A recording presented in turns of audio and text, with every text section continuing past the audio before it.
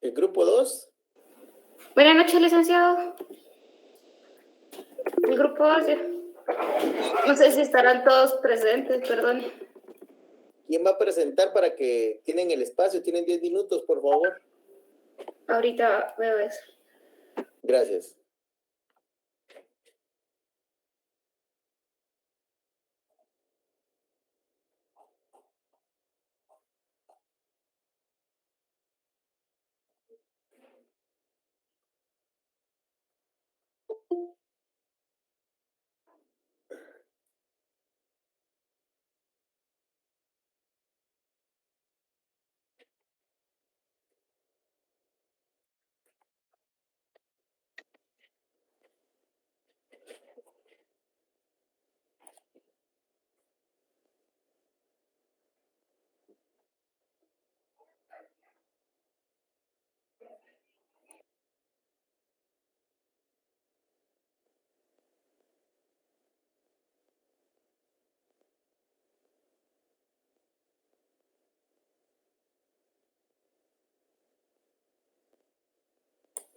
El grupo 2 estará listo, perdone.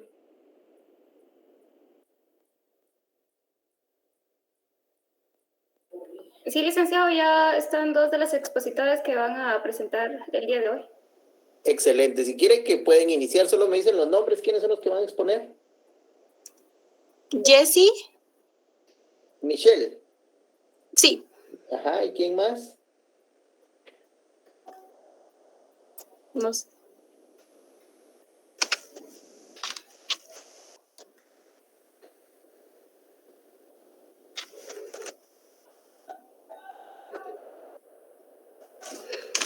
¿Quién más va a exponer, perdone?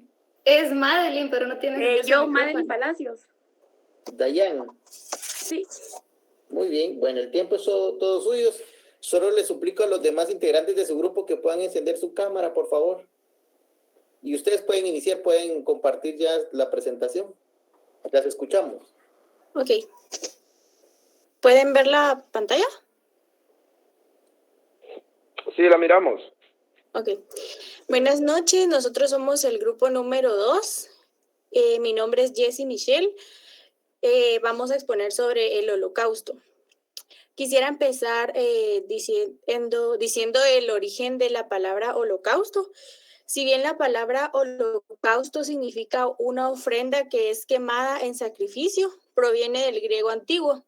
Holo significa todo, antiguo, y caustos, que significa quemado. Si aparecen varios escritos religiosos en el transcurso de los siglos, particularmente en los sacrificios con fuego. En los escritos seculares, normalmente, este significa una destrucción completa o total. En sí, ¿qué es el holocausto? Se considera una matanza de personas, especialmente para los judíos, que ellos eran ingresados a una cápsula donde apagaban las luces, les echaban un gas que su nombre es cinauro con hidrógeno. Ahí morían más de 2,000 personas en una sola vez. Recordando esto, tal vez se podría, si quisiéramos saber el origen de por qué el odio hacia ellos, no podríamos tal vez decir que sí es la idea según Hitler. En sí lo que esto puede ocasionar muchas respuestas, porque puede ser el antisemitismo que viene de los siglos de Europa, tras los siglos. También se puede pensar aquella crisis económica que vino del año 29, específicamente en Alemania, que tal vez esto ocasionó daños en la población de Alemania. También podríamos decir que puede ser el Tratado de Versalles y cómo dañó de alguna manera al pueblo alemán. También quisiera mencionar que no pudo haber sido solo la idea de Hitler, porque muchos alemanes no alzaron la voz cuando tenían que alzarla por diferentes razones que ellos tenían. Permítame. Acá hay una definición aparte de la que ya dije.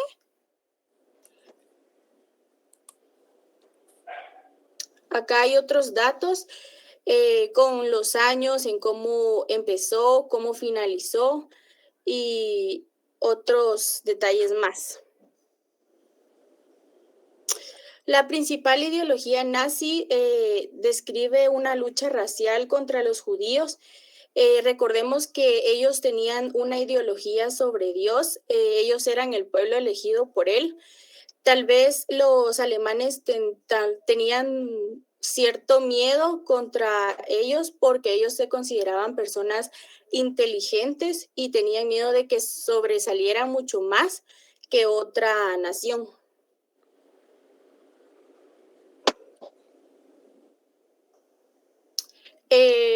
Permítame.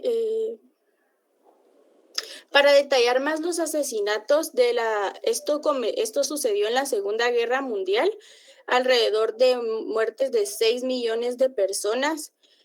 No solo mataron a judíos, sino al pueblo homosexual, a las personas incapacitadas, a también gente adulta y gitanos.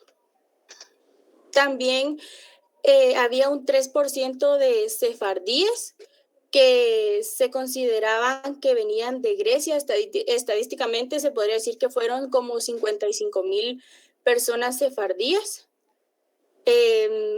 Un dato muy importante que yo investigué fue que existió una enfermera llamada Irene, eso no está acá. Ella pudo rescatar alrededor de 2,500 niños. Se unió a un... Permítame.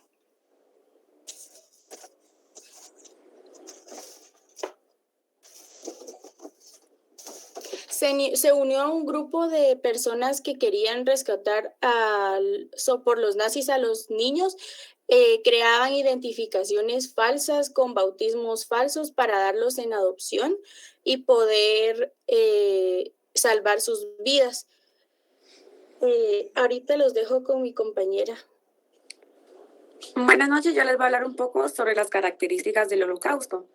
Esto fue planificado, organizado y ejecutado por Alemania nazi sobre las bases desarrolladas de Adolf Hitler. Se utilizaron campos de concentración y exterminio como lugares de confinamiento y el asesinato sistemático de personas. Se utilizaron distintos métodos como lo fue el fusilamiento, el ahorcamiento y las cámaras de gases venenosas. Hubieron distintos destinatarios aparte de los judíos, que fueron los homosexuales, los discapacitados, los prisioneros de guerra y algunos opositores políticos. La gran mayoría de deportados a los campos de concentración fueron distintos ciudadanos de países de Europa. Muchos deportados fueron primero obligados a trabajar como esclavos antes de ser ejecutados. Si a ustedes les gustaría ver más de lo que fue el Holocausto, les recomiendo una película que se llama El niño con el pijama de rayas. Esta película se trata de un niño pequeño, hijo de un comandante de un campo de concentración, que desarrolla una amistad con un niño judío. Acá en esta película ustedes pueden ver un poco más de cómo fue la vida de los judíos y de los distintos métodos que utilizaron, como lo fue las cámaras de gases. Los dejo con mi compañera que les va a hablar un poquito sobre las consecuencias.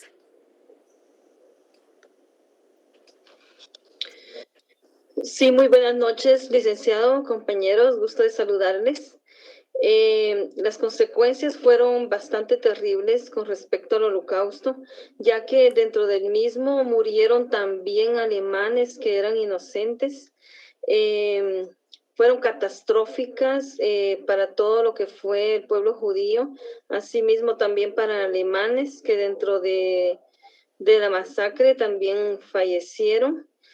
En 1945 se terminó con este holocausto, participando así Estados Unidos, que se unió con otros países para darle término al Estado alemán.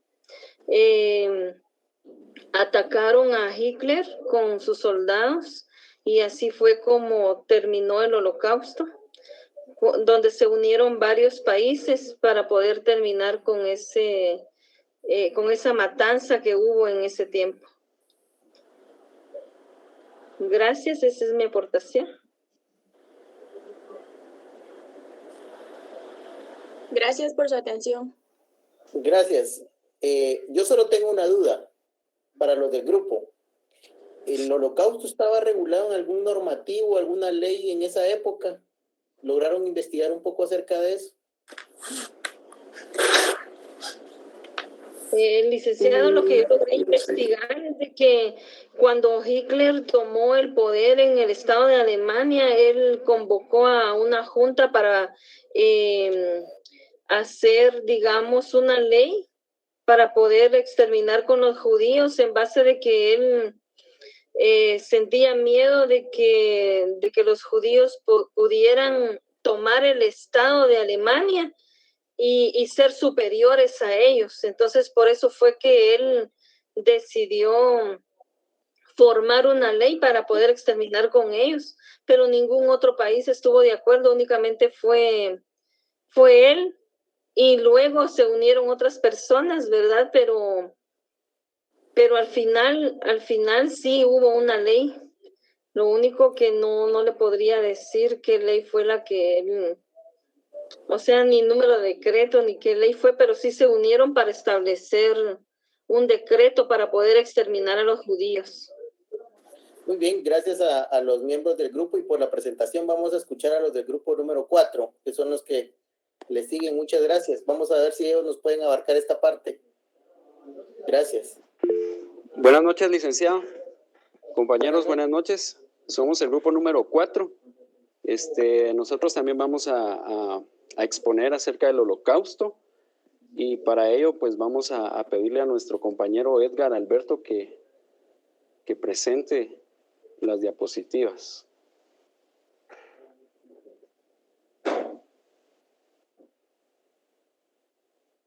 Buenas noches, compañeros. Permítanme un segundito ahorita.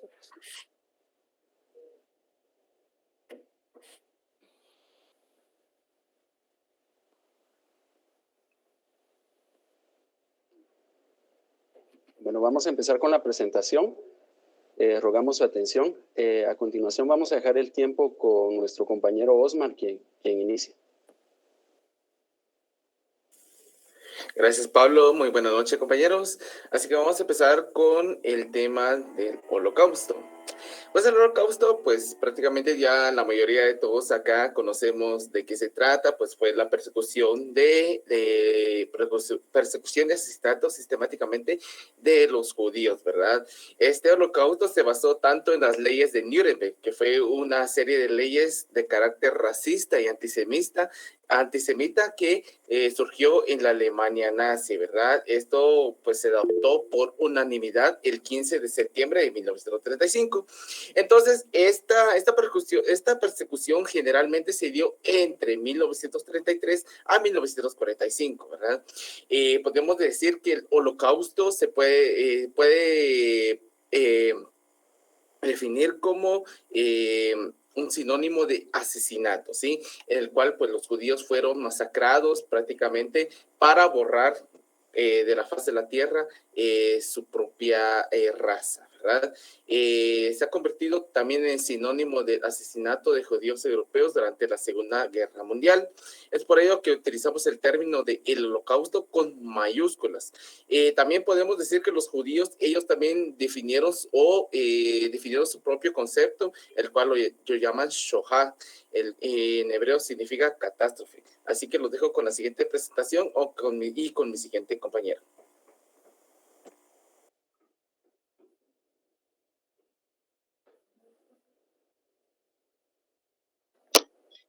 ¿Por qué los nazis tenían a los judíos en la mira? Los nazis atacaron a los judíos porque eran realmente antisemitas.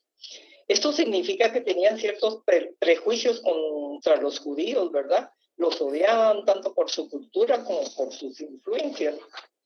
De hecho, los nazis acusaban a los judíos de ser ellos los causantes de tanto problema social, problemas económicos, problemas políticos, problemas culturales, ¿verdad? Algo que pues no era real, ¿verdad? ¿Dónde tuvo lugar el Holocausto? El Holocausto comenzó en Alemania después de que Adolfo Hitler fue nombrado canciller en el año de 1933. De inmediato ellos crearon un régimen alemán nazi que lo autodenominaron el Tercer Reich. Con este régimen pues se excluyó totalmente a los judíos de la vida económica, la vida política, la vida social, la cultura. O sea, trataron de sacarlos de todo lo que era ¿cómo les dijera? O sea, fue una política tan agresiva, pues, ¿verdad? Que trató de eliminarlos de todos los medios de la cultura. O sea, murieron muchos músicos y científicos, ¿verdad? Y como que los consideraban mejores que ellos, ¿verdad?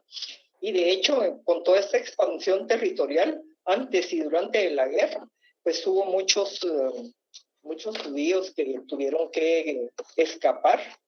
Y a lo largo de la década de 1930, como les digo, el régimen presionó de tal manera que obligó a los judíos a emigrar a otros países. Bueno, en todos los territorios controlados por la Alemania y los países alineados, la persecución de los judíos adoptó diversas formas. La discriminación legal en forma de leyes antisemitistas, entre ellas las leyes raciales de Nuremberg y otras leyes discriminatorias.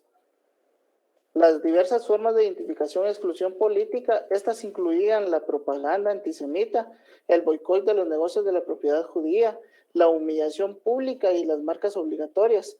Esto realmente lo que hacía era ponerle una insignia de la estrella judía en el brazo a todos aquellos para identificarlos. También hubo violencia organizada. El ejemplo más notable fue el Kristallnacht, que fue la noche de los cristales rotos. En esta noche, pues realmente se le llamó así porque en menos de 48 horas ardieron más de 400 sinagogas judías, ¿verdad? Y se le llamó así por el hecho de que no paraba el estruendo de los cristales donde se rompían por el fuego. El desplazamiento físico también fue otra de las medidas que utilizó el partido nazi.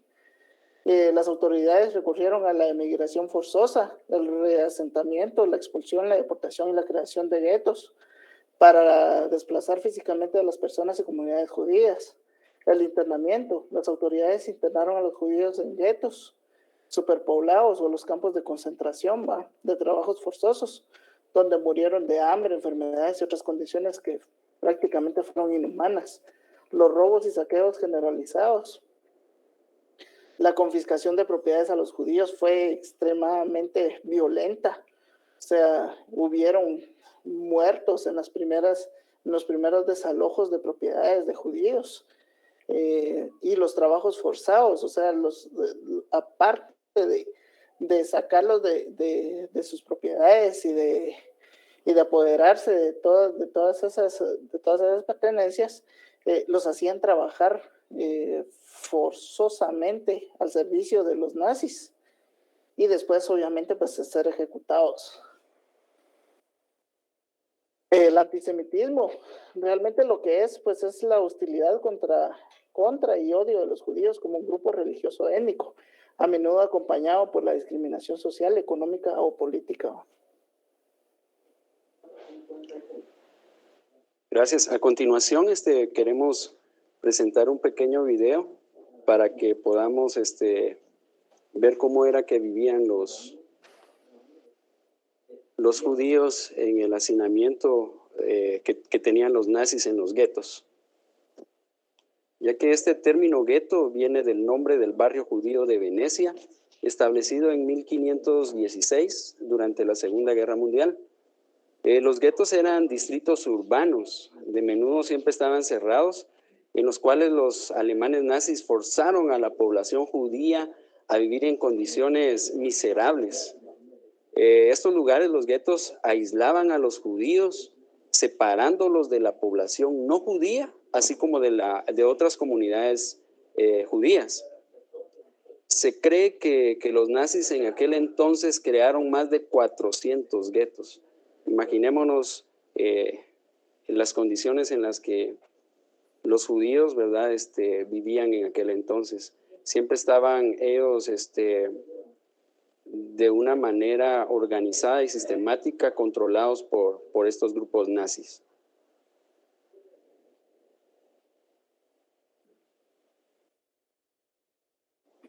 Durante la Segunda Guerra Mundial, la Alemania nazi y sus aliados y colaboradores, entre los aliados principales podemos mencionar a Italia y Japón, quienes firmaron un pacto tripartito que fue conocido como el Eje.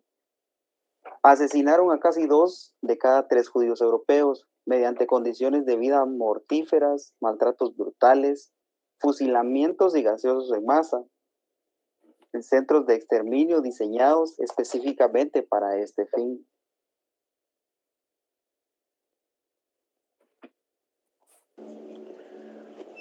Bueno, la forma en la que se lleva el genocidio de los judíos es un plan muy detallado que no puede ser llevado a cabo de un solo hombre. Hitler no lo ejecutó solo él, sino que también varios miembros con alto poder de su partido lo hicieron. Tenemos el ejemplo de Hermann Göring, que era el jefe o el general de las fuerzas aéreas de Hitler, fue el segundo con más poder en el partido. Y tenemos a Heinrich Himmler, que era el secretario de la policía alemana.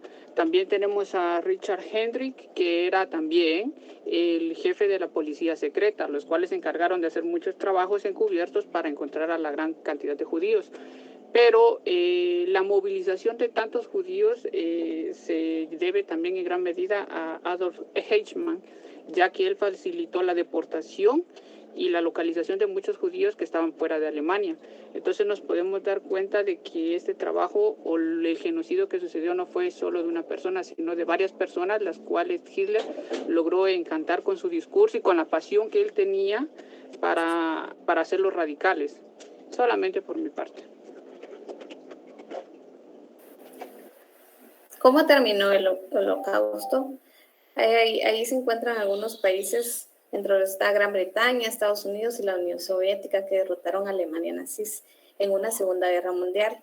En este caso, ahí liberaron a los prisioneros sobrevivientes y la mayor parte eran judíos. También se encontraron y se liberaron sobrevivientes de unas llamadas marchas de la muerte. ¿Qué eran estas marchas? Que eran forzadas por grupos de prisioneros judíos y no judíos de los campos de concentración, quienes habían sido evacuados a pie bajo una vigilancia de la SS. ¿Qué significaba la SS? Significaba el Escuadrón de Protección. Gracias a todo esto hubo un genocidio, hubo exterminios, hubo un Estado de Derecho para la vida que eran los más complicados, que eran los judíos. Esta ha sido nuestra exposición del grupo número 4. Muchas gracias por su atención brindada. Muchas gracias. Muy interesante su presentación y muy dinámica. Grupo 6 estará listo. Buenas noches, licenciado. Presente. El tiempo es todo suyo.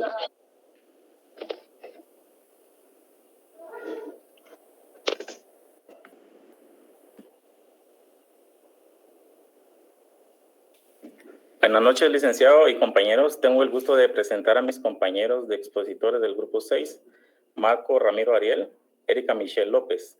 El tema que ellos van a exponer, el Holocausto, orígenes y conceptos. Muy buenas noches, compañeros y compañeras, estimado catedrático. Mi nombre es Marcos Ramiro Ariel Milian Ruano, integrante del grupo número 6. A mí me va a tocar explicar la parte teórica de los orígenes históricos e ideológicos del Holocausto. A ver si pudiéramos pasar a la presentación del sustrato ideológico, por favor, Gerson. Para poder empezar a desarrollar este tema, nosotros tenemos que entender el origen de qué era lo que estaba sucediendo. El Tercer Reich impuso como uno de sus objetivos prioritarios la reestructuración racial en toda Europa. En esto se desempeñó un papel fundamental el antisemitismo, que es algo que se volvió parte de la ideología en ese momento. Ideología que proclamaba que el judío constituía el origen de todos los males.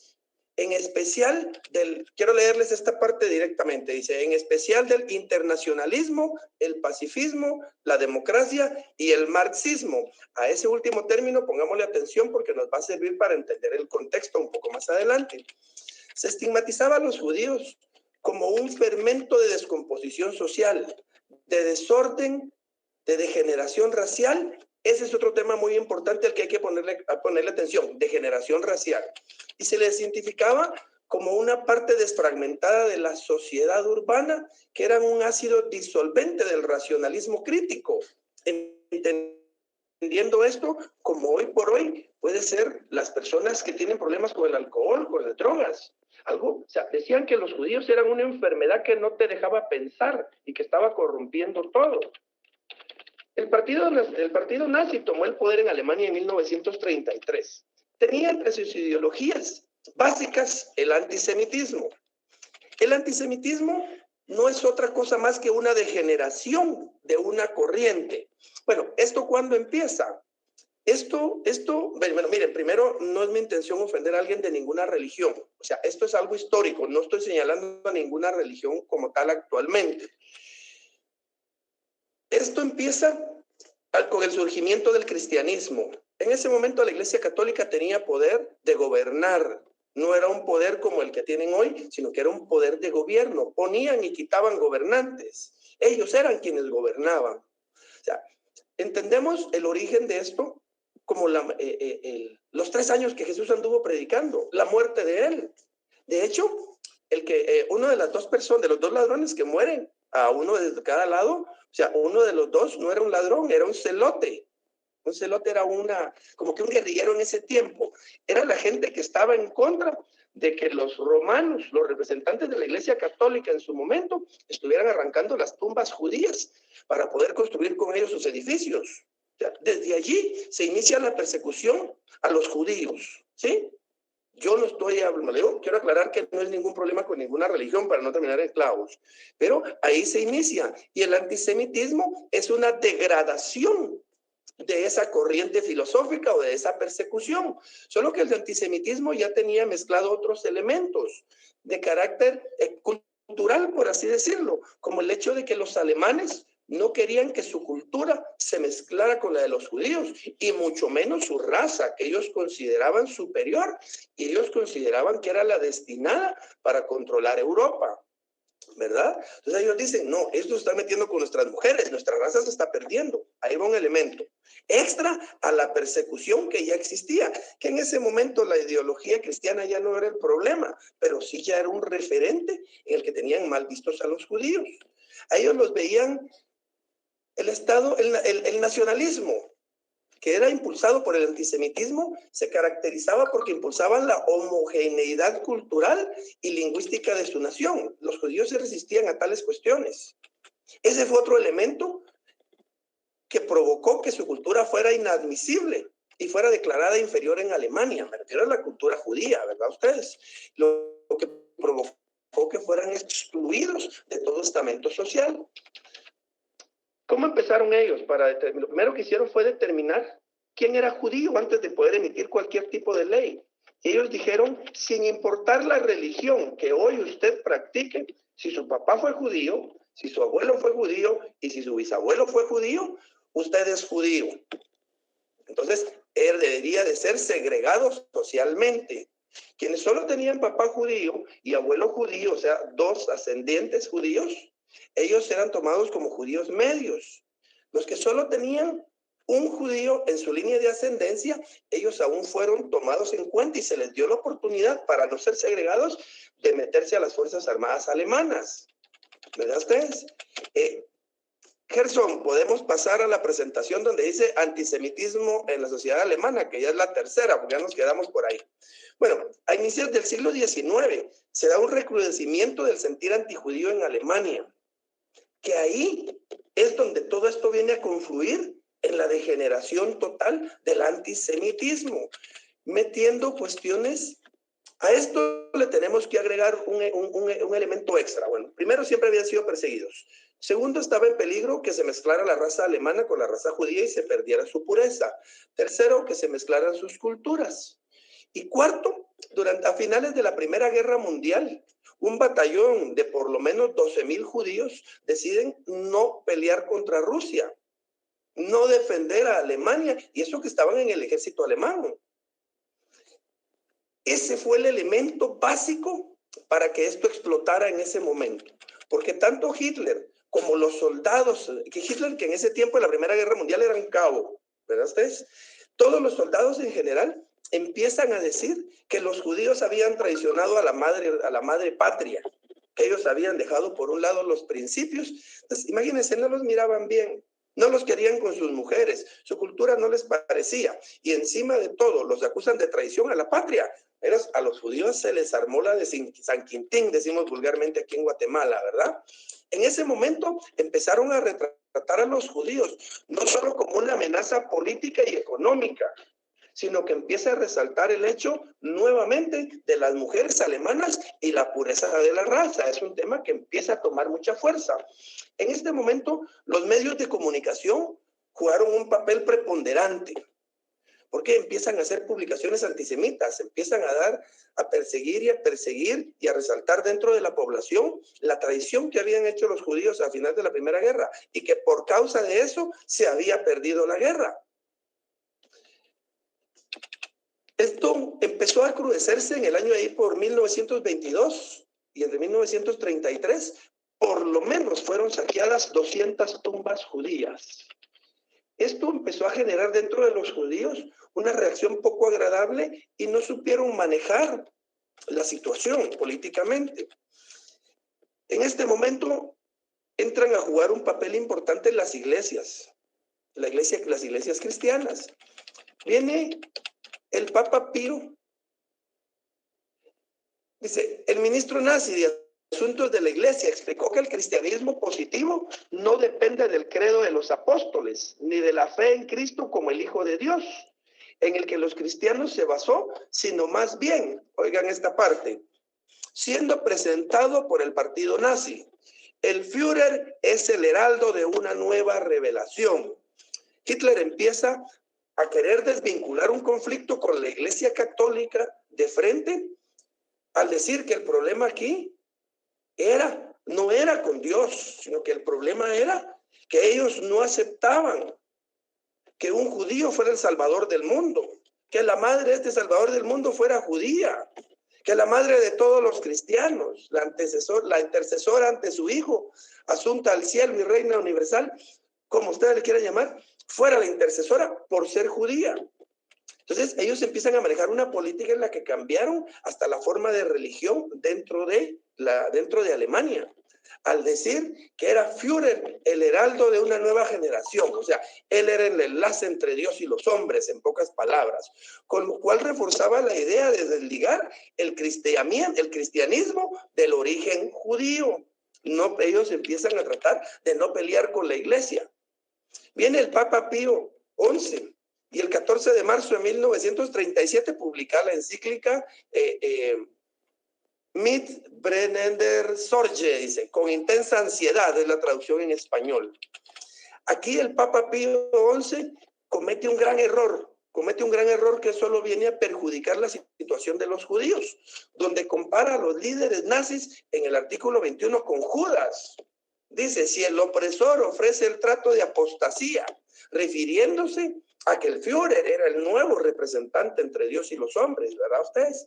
Entonces, la iglesia, los alemanes, dice, vete Satanás, porque escrito está, y se empiezan a tratar de diablo al Führer en ese momento, ya siendo Adolfo Hitler. Hitler juró venganza en contra de la iglesia. Se empezaron a ir presos padres, monjas.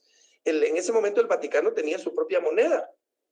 Cuando ellos intentaban negociar en Alemania con ese dinero, se iban presos por tráfico de moneda ilegal. Para ustedes. O sea, empiezan a cerrar todas las imprentas que sacaron esa encíclica por el simple hecho de que ese pronunciamiento no era justo. ¿Verdad ustedes?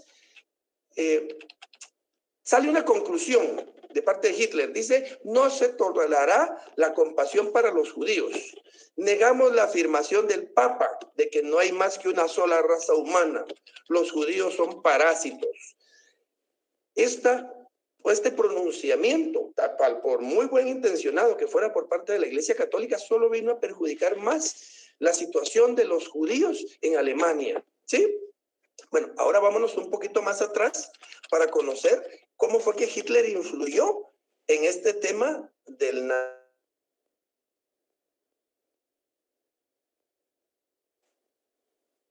nazismo y el antisemitismo. O sea, bueno, el antisemitismo existía y Hitler lo convierte ya en ese contexto fue que surge luego el partido nazi, fundado en 1919. Esto nace, cuando esto se funda, viene de su primera declaración política, fue en medio de un golpe de Estado que intentaron dar, que le salió mal, y el entonces cabo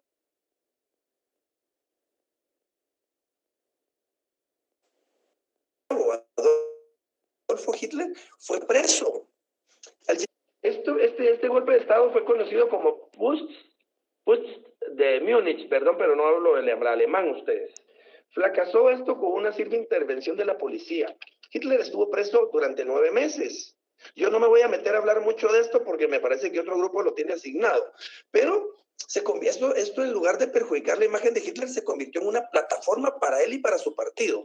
Y estando preso, Hitler escribe su obra bibliográfica, políticamente hablando, que es Die Minecraft, Mi lucha en español. Die Minecraft se convierte como en el libro sagrado de los antisemitistas, donde Hitler proclama que los judíos tienen la culpa de que se haya perdido la guerra, de que los judíos se están metiendo con sus mujeres y están acabando con la raza, de que los judíos están corrompiendo la sociedad con su cultura. Y de hecho en ese momento habían prácticas judías aún de sacrificar niños.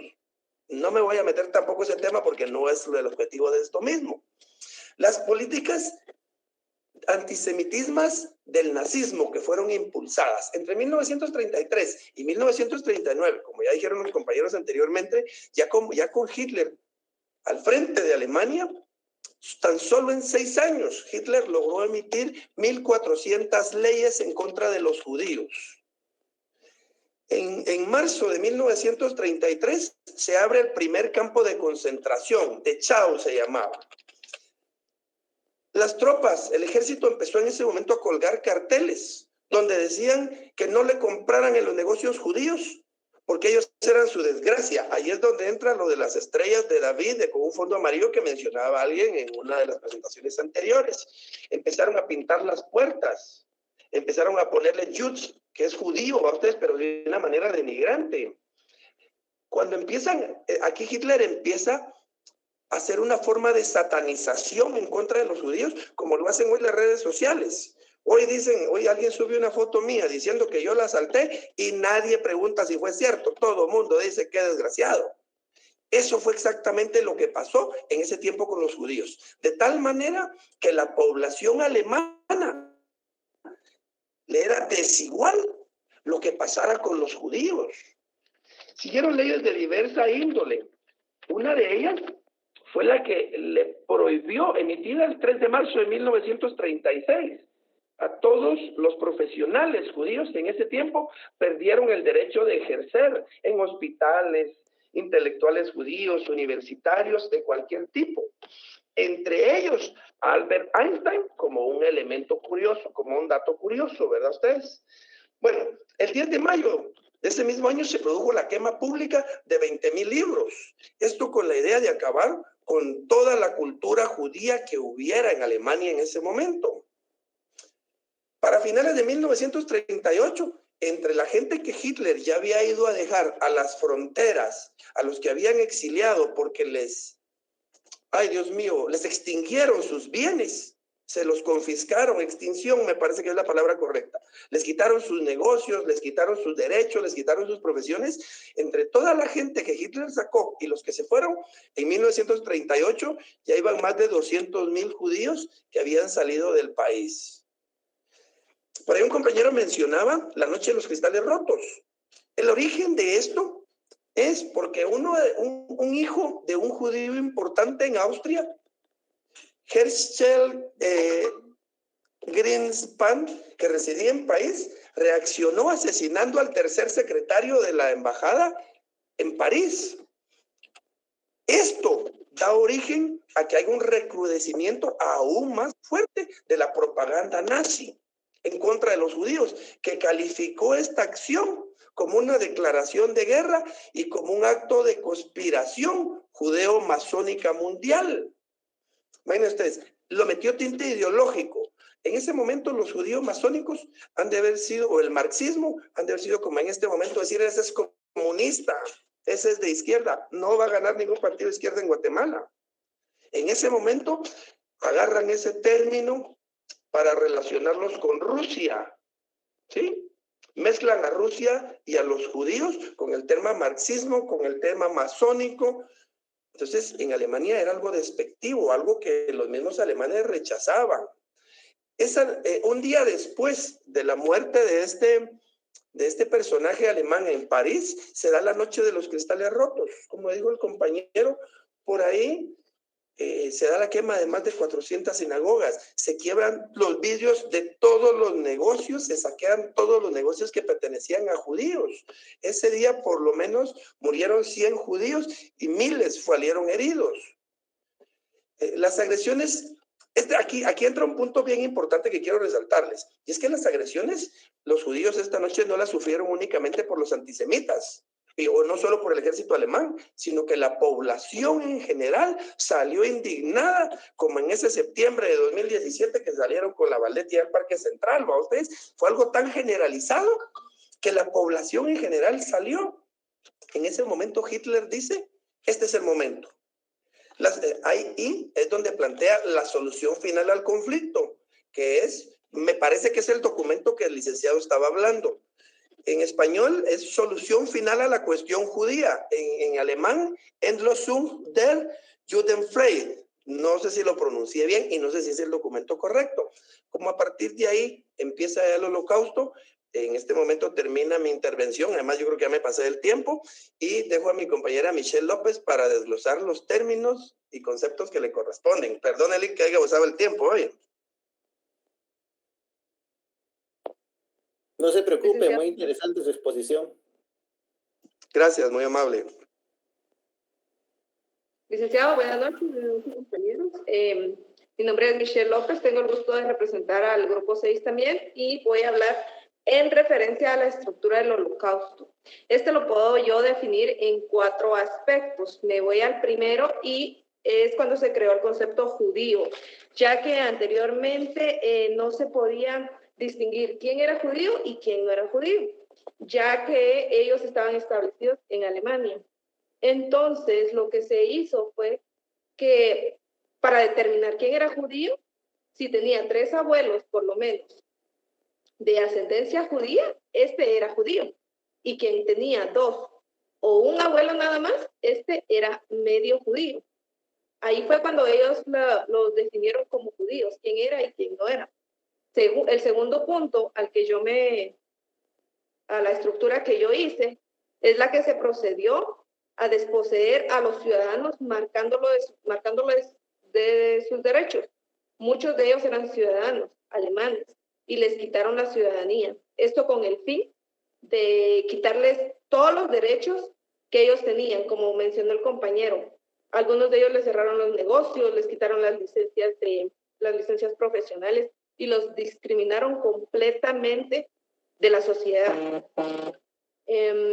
Fue entonces cuando ya empezó a tomar más auge el holocausto para los judíos. El tercer bloque se emprendió la separación física de los judíos con su concentración en guetos o sus deportaciones a otros territorios. Pues entonces, como ya no tenían ciudadanía, ya no tenían quien los defendiera, ya no tenían los judíos una protección de Estado, eran entonces ellos de alguna manera ultrajados, podría decir yo, en todos sus derechos. No había ahí un derecho de niño, un derecho de mujer, no había ningún tipo de derecho que amparara a estas personas, que estaban completamente desahuciadas.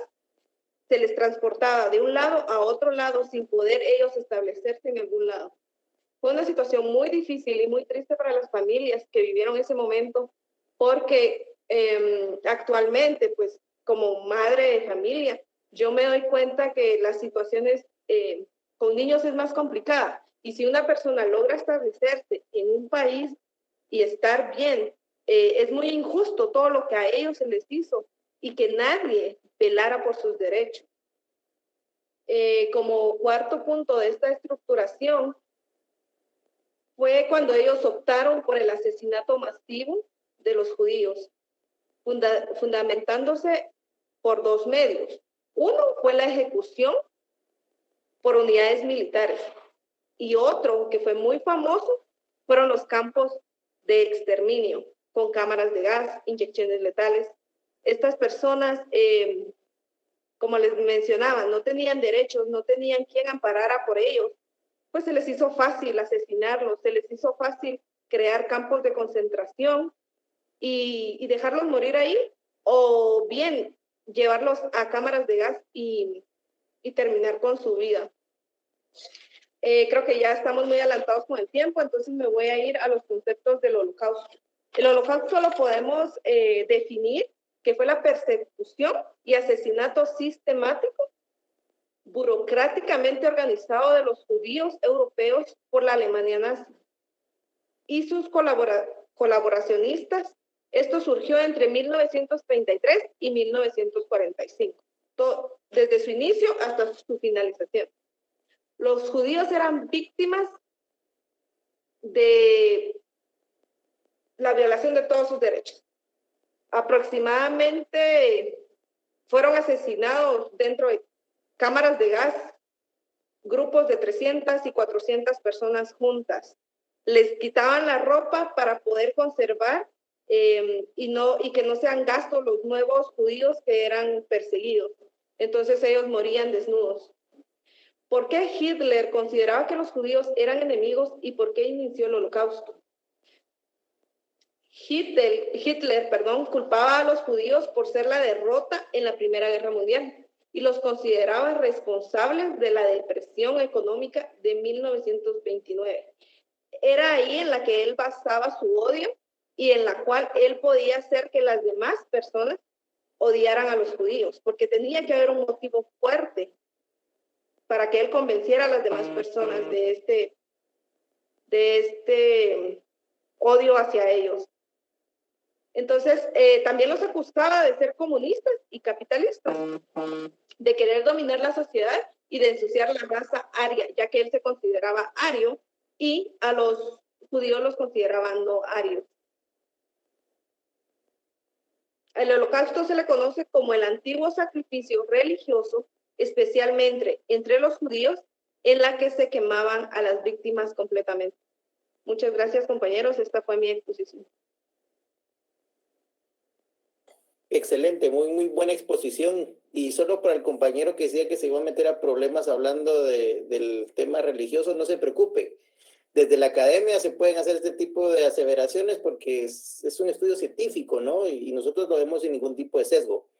El grupo 5, vamos a empezar ahorita del último para el primero. El grupo 5, por favor, vamos a hablar acerca de los juicios de Nuremberg, que esos realmente son uno de los antecedentes más importantes de la justicia y el derecho internacional.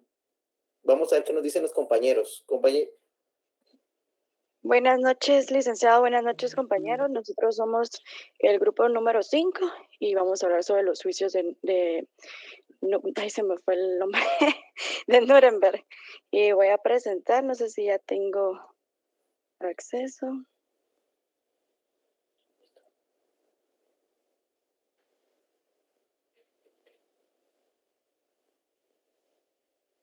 Me dicen si ya pueden ver. ¿Sí se ve? ¿Sí se puede ver? Ok. Así es. Perfecto. Entonces son los juicios de Nuremberg. Este es un conjunto de procesos judiciales impulsados por las naciones vencedoras de la Segunda Guerra Mundial contra más de 600 dirigentes, funcionarios y colaboradores de Alemania.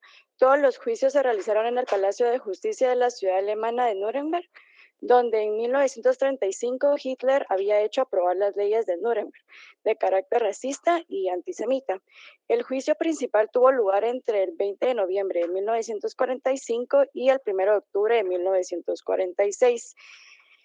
Fue presidido por el Tribunal Militar Internacional e integrado por 4 jueces, según lo establecido por la Carta de Londres de 1945. El 8 de agosto de 1945, representantes de los Estados Unidos, Francia, Gran Bretaña y la Unión Soviética firmaron la Carta de Londres, un documento que fijó los principios y procedimientos por los cuales se regirían los juicios de Nuremberg. Entre 1946 y 1949 se llevaron a cabo 12 juicios. Durante los cuales fueron juzgados jefes de policías, comandantes de los servicios de inteligencia, funcionarios de distintos ministerios, médicos, jueces y otros funcionarios del régimen nazi. Durante la conferencia de Yalta, los líderes de los aliados acordaron que un tribunal internacional juzgaría a los principales jerarcas nazis, a quienes se responsabilizó por el desencadenamiento de la Segunda Guerra Mundial y por los crímenes de guerra cometidos durante el conflicto. Esta resolución fue confirmada en la conferencia de Potsdam.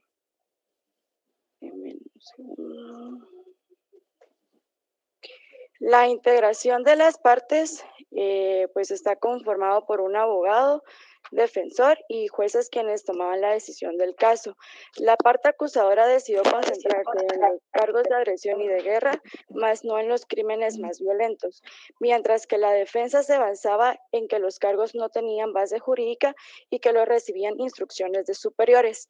La pérdida de interés mundial era un miedo para la parte acusadora. Las fallas técnicas ocasionadas por la parte estadounidense llegaron a hacer creer a los acusadores que podían ganar el caso.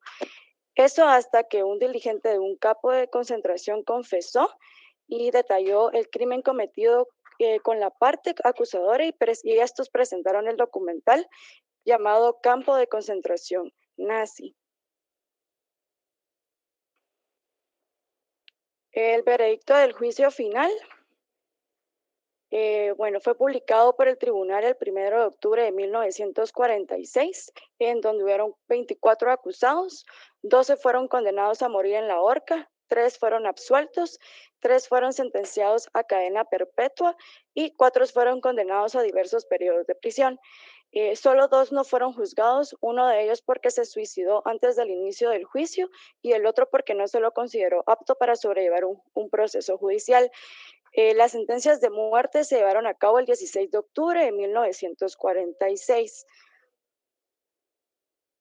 Y entre estas también podemos encontrar las principales consecuencias, en donde los juicios dieron visibilidad global al holocausto judío y a todos los crímenes contra la humanidad llevados a cabo por el régimen nazi.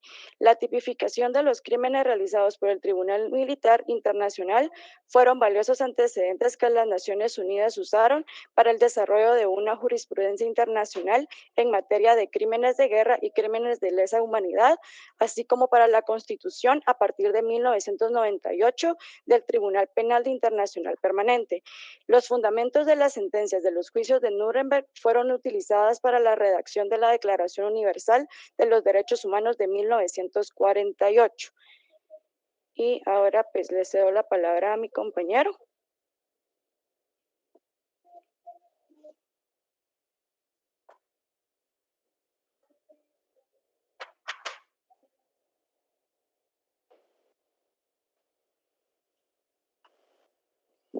No sé si me escuchan. Sí se le escucha, compañero. Gracias. ¿Cómo se relaciona entonces con la teoría de la validez del derecho? Terminada la guerra, los vencedores buscaban dar a su victoria un aliento moral. Desde el punto de vista jurídico, el planteamiento adolecía de numerosos puntos dudosos que eran: La alteración del principio de territorialidad. El ámbito de los crímenes quedó reducido a un solo bando. Se imputó a los acusados una serie de delitos que al momento de su comisión no lo eran. Los acusadores actuaron como juez y parte. Existía también una carencia documental y era difícil acusar a los alemanes de declarar la guerra al mundo cuando fue Francia e Inglaterra quienes declaran la guerra a Alemania en 1939. Algunos juristas nacionales de los países aliados denunciaban desde su inicio la ilegitimidad y la incompetencia del tribunal.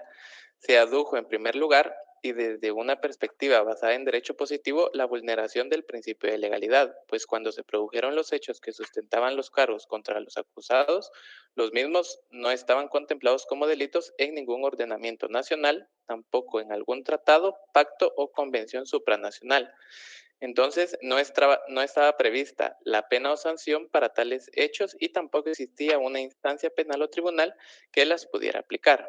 En consecuencia, los tipos penales fueron elaborados y definidos con posterioridad a los presuntos hechos a imputar, de tal modo que se vulneraron viejos principios de dogmática penal como el de que no hay pena sin ley previa.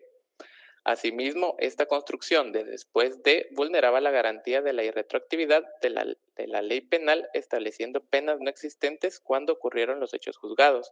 Algunos autores sostienen en este punto que el único cargo de la acusación que respetaba el principio de legalidad y que pudo tener sustento en principios previamente establecidos era el tercero, que era los crímenes de guerra, pues de alguna manera desde los primeros convenios de Ginebra en el siglo XIX estaban criminalizados los actos que contempla esta clasificación.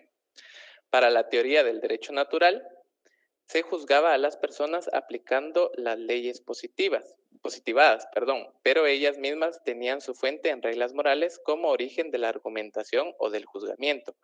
Podría tratarse de actuaciones que van en contra de la ley moral o simplemente de ofender sensibilidades fundamentales de todo ser humano civilizado. La consecuencia es la misma.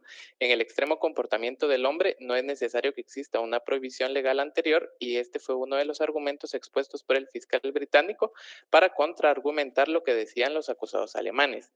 La llamada fórmula Radbruch establece que cuando el derecho positivo es extremadamente injusto, no se puede aplicar porque es un entuerto jurídico o un falso derecho. La fórmula inspiró las decisiones de los tribunales alemanes de la posguerra que consideraron inválidas por ser contrarias al derecho natural las leyes vigentes durante el régimen nazi.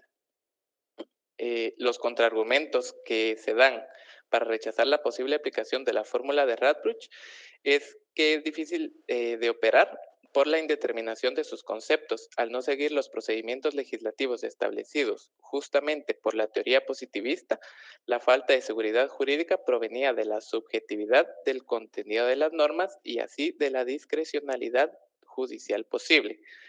Para Working, las soluciones de los casos difíciles son y deben ser de manera característica generadas por principios y no por directrices políticas. Para los autores justnaturalistas se debía culpar a los poderes políticos, porque son ellos quienes tienen el poder de crear y promulgar normas jurídicas y en tal virtud se culpó también, y hasta los años 70, a la teoría positivista de haber permitido tales acontecimientos. Podemos plantear aquí el contenido de la declaración de uno de estos jueces, que es referida por Hulle cuando dijo: fui fiel al concepto que consideraba más importante en mi profesión. Este concepto era que el sentido personal de la justicia debe sacrificarse al orden legal establecido. Aceptar la ley tal como es, sin detenerse a pensar si la ley es justa o injusta. Como juez no podía hacer otra cosa. Después de la Segunda Guerra Mundial, se dijo que el mejor antídoto contra futuras repeticiones de estos hechos era el regreso al derecho natural. El pensamiento justnaturalista se caracteriza por la idea de que el derecho es un concepto eterno, por lo que no se modifica con la evolución de las sociedades. De este modo, el contenido de las normas jurídicas, como proviene del hombre, no conoce cambios. Desde esta nueva perspectiva, el justnaturalismo, de forma claramente partidista, afirma que el concepto de derecho es más útil para luchar contra la injusticia legal y que eso mismo era algo de lo que se percataron los tribunales alemanes de la posguerra, que dictaron sentencias como aquellas contra los delatores, haciendo valer el derecho natural por encima del derecho positivo. Entonces, el justnaturalismo conoció un nuevo auge con el juicio de Nuremberg, puesto que fue considerado como la base de la positivización de los derechos fundamentales, con la Declaración Universal de los Derechos Humanos, la creación del derecho internacional penal y, en consecuencia, también la creación de los tribunales penales internacionales. Gracias. Excelente, muy buenas conclusiones. Creo que ustedes resumieron la parte que yo iba a abarcar, pero me parece fabuloso. Felicitaciones. ¿El grupo 3 estará disponible? Sí, licenciado, aquí estamos. El tiempo es de ustedes. Ok, los dejo con mi compañero Daniel, él está haciendo la exposición el día de hoy.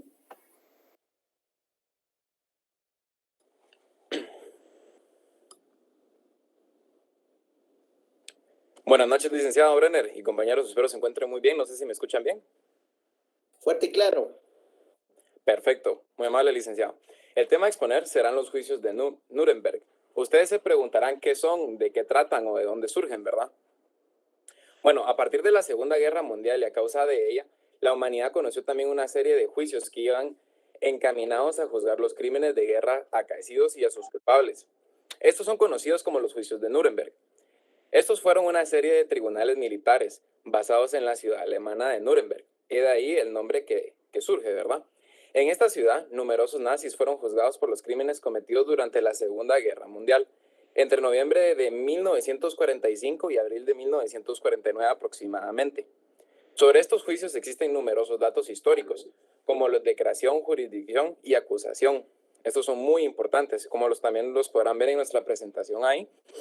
Los crímenes de mayor relevancia fueron crímenes contra la paz, crímenes de guerra y por último crímenes contra la humanidad que pues no se podían dejar pasar por alto sin ser juzgados. A raíz de esto y luego de analizarse y tipificarse estos delitos surgen los juicios tanto como el principal como los menores de los funcionarios del Estado, doctores, ejército, entre otros.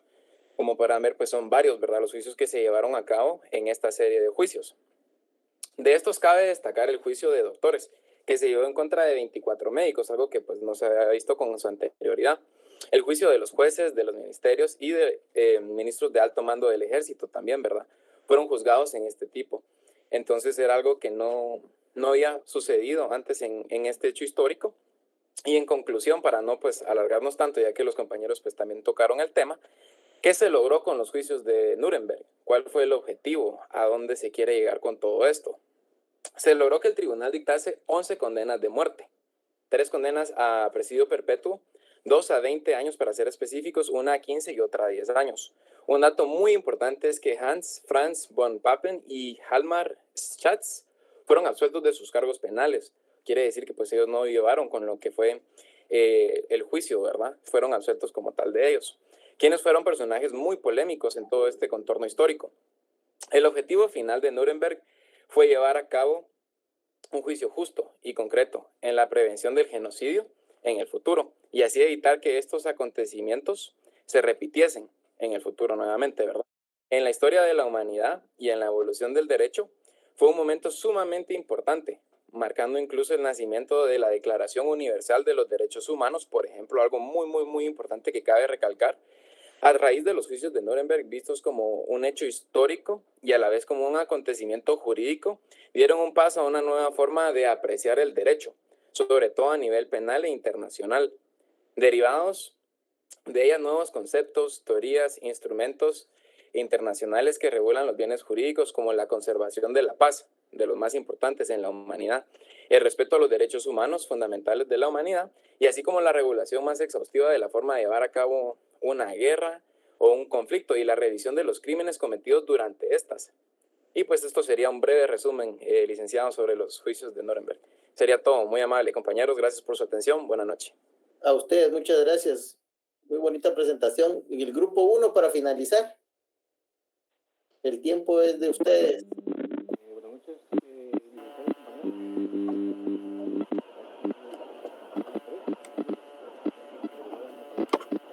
Buenas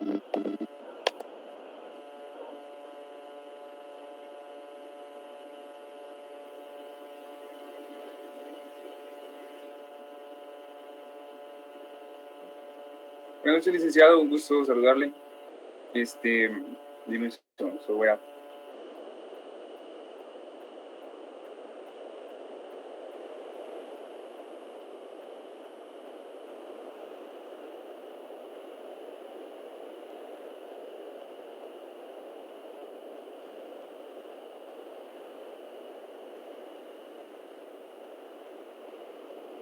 Buenas noches. A nosotros nos tocó disertar acerca de los juicios de Nuremberg. Dichos juicios, como anteriormente han desarrollado, se dieron durante la Segunda Guerra Mundial. Algunos soldados alemanes que eran responsables por aquellos crímenes cometidos durante el Holocausto fueron llevados a juicio. Estos tuvieron un lugar entre 1945 como sede. Los jueces de aquella potencia y aliados eran Gran Bretaña, Francia, la Unión Soviética y Estados Unidos. Presidieron las audiencias de 22 principales criminales nazis.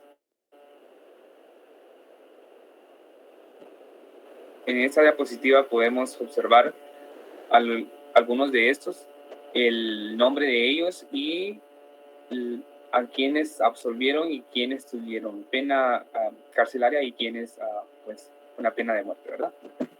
También tenemos que 12 promitentes nazis fueron sentenciados a muerte, como les mencionaba. La mayoría de estos causados de haber cometido crímenes durante esta época, aunque la mayoría declaró que sencillamente seguían órdenes de una autoridad superior. Quienes estuvieron involucrados directamente en los asesinatos reciben las sentencias. Hitler y otros dos decidieron suicidarse antes de ser juzgados y tener una sentencia firme. El 8 de agosto de 1945 se anuncia el Estatuto del Tribunal Militar Internacional en las conferencias de Londres.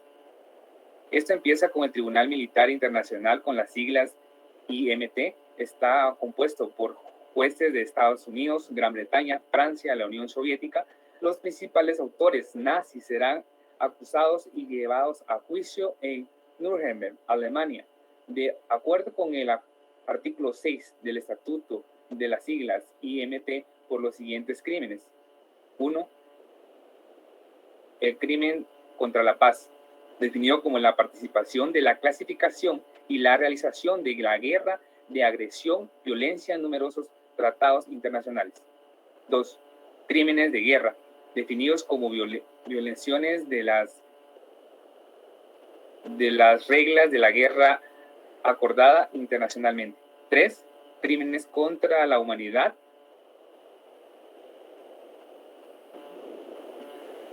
asesinato, exterminio, esclavitud, deportación y otros actos inhumanos cometidos contra cualquier población civil ante o durante la guerra, o presunción por razones políticas relacionadas o religiosas. Lo dejo con mi compañero William. Muy buenas noches. Continuando con la presentación, los juicios de Nuremberg demostraron que los jueces pueden ser considerados responsables por el derecho internacional, no solo para los crímenes de guerra, sino también para la administración de la ley en contra de los propios nacionales de un país. Gracias a la aplicación de las normas creadas después del establecimiento de la democracia, al final de la Segunda Guerra Mundial y de la creación de la Declaración Universal de Derechos Humanos en 1948, los tribunales alemanes democráticos pudieron condenar los actos perpetrados durante la dictadura de Adolfo Hitler.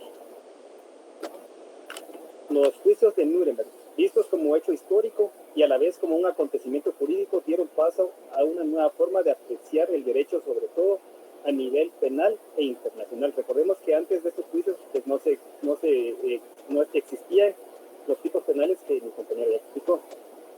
Entonces se derivó de ellos nuevos conceptos, teorías e instrumentos internacionales que regulan bienes jurídicos como la conservación de la paz en la humanidad, el respeto a los derechos humanos fundamentales de la humanidad, así como la regulación más exhaustiva de la forma de llevar a cabo una guerra y la revisión de los crímenes cometidos durante este periodo de conflicto. El juicio duró del 20 de noviembre de 1945 hasta el 1 de octubre de 1946, donde se dictaron las sentencias. Es importante mencionar que la Constitución del Tribunal Internacional de Nuremberg pretendió fundar su legitimidad en los acuerdos de Londres. Sin embargo, las conductas punibles eran contrarias a las garantías de la no aplicación retroactiva de la ley en perjuicio de persona alguna. Es lo que se mencionaba anteriormente, que con estos juicios pues, se violentaron varios principios que existían anteriormente. Por ejemplo, estos delitos no estaban tipificados anteriormente, entonces se violó el principio de retroactividad. Las sentencias, tuvieron 3 sentencias de personas absueltas, 4 personas con prisión de 10 a 20 años, 3 personas condenadas a cadena perpetua y los otros 11 fueron condenados a la horca. Hermann Göring, uno de los cuales estaba sentenciado a la horca, decidió quitarse la vida ingiriendo veneno en su cárcel.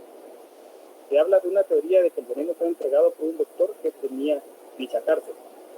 Se habló de muchas inconsistencias en el juicio, ya que las pruebas por los abogados defensores muchas veces no eran tomadas en consideración, eran descartadas.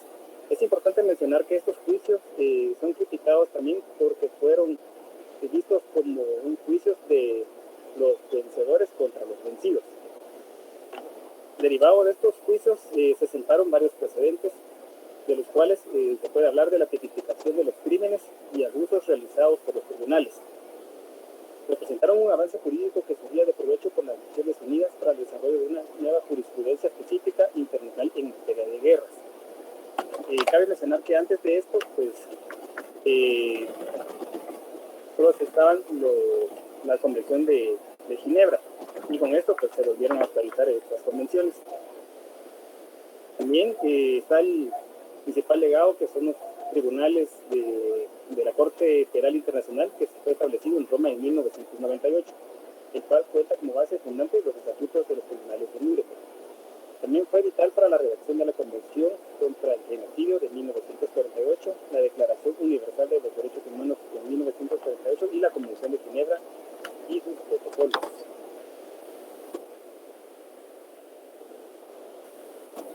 Esto sería todo. Muchas gracias por su atención. Gracias a ustedes, muy bonita presentación.